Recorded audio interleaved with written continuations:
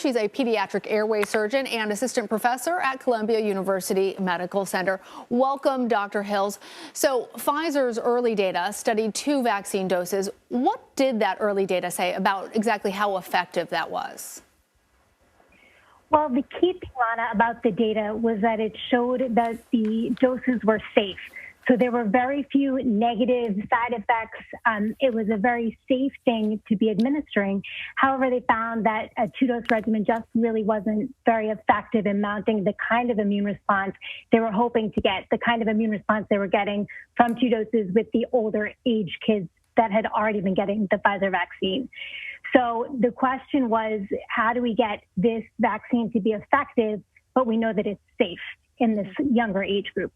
So if we know that it's safe, Dr. Hills, but it's not as effective as they want, what do you think about the decision to delay shots for younger children while they're investigating this 3rd dose regimen? Why not move forward with 2 doses right now and then reevaluate booster shots like they've done for other age groups? Yeah, it would be really unorthodox to evaluate and approve a regimen, a dosing regimen for a medication or a vaccine that wasn't the full dosing regimen that was anticipated. So they were planning to look at just the first 2 doses, which already was showing evidence that it wouldn't be enough. And they were really missing some essential critical data on whether or not that 3rd dose would really be effective in addition. So to begin with just 2 doses, an incomplete regimen, really unusual for the FDA to approve something like that that's incomplete. And I think in the interest of preserving public space in the process, in the interest of sticking to their standardized practices within the FDA, they decided to hold off for now and wait for more complete data with a more complete dosing regimen for the vaccine for the younger age group. You know, for a lot of parents, this was disappointing news. A lot of us with young children have been anxiously awaiting approval of a vaccine. So what are the best recommendations right now while we await a vaccine?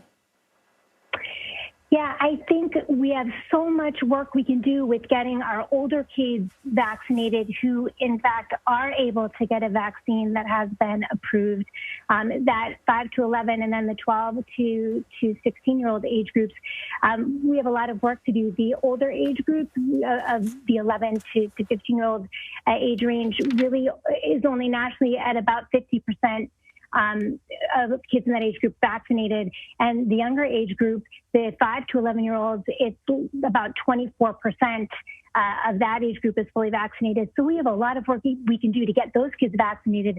And those are the kids who will be in school or more likely to be in group settings and high-risk settings with other kids. So I think focusing on that for now is really important. And then for young kids, the very best thing that families can do is to make sure everybody who's eligible around them is vaccinated and protected, and to pay a lot of attention to what's going on in your community. If there's a high transmission rate, a high infection rate in your community, and in some places around the country, we still have positive test rates that are above 30%. So there are plenty of places in the country where there are high positivity rates still. And I would be much more cautious about bringing a younger child in contact with a large number of people if there's a really high transmission rate. And I'd be very cautious about putting a young child in contact with other people who aren't masking or aren't vaccinated if you're in a high transmission area. I want to follow up on something you said there about that low vaccination rate, especially among elementary age students, 24%. A lot of places are planning on lifting mask requirements in the coming weeks. Do you expect that this will make a substantial difference in the fight against the pandemic?